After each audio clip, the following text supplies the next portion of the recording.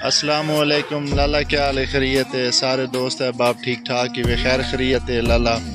अज अस एक मलिक साहब को आए वधे हैं तो ये शहरो शायरी दे विच बहुत मशहूर हैं ते अस आदे चलो आज तो आपको भी एक शेर शायर सुना के अस्सलाम वालेकुम मलिक साहब। वालेकुम सलाम भाई। मलिक साहब सुनाओ कि हाल चाल? अल्हम्दुलिल्लाह सेहत भी मेरे बिल्कुल ठीक है, खैर खैरियत है।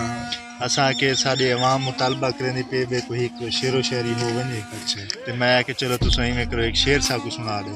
हाँ फ्रेश जो कोना से बैठे थे तो कोई गल नहीं कि अवाम थोड़ी सुनना चाहती तो वहम पर थोड़ी बड़ी फैन है। अच्छा दोस्तों है बाबू तुसा सुन सो मलिक साहब हुन शेर करने पे। भाई बंदे अक्सर मुंह दे ठीक होने पर दिल च खोट रखे ने। वाह वाह मलिक साहब वाह वाह। ते खुद गर्ज होने कम ज़र्फ होने मतलब तई प्यार करे ने। बिल्कुल हकीकत फरमांदे पे वे। ते कहंदी कोई मजबूरी दे दे नहीं, हर हाल च धोखा दे ने।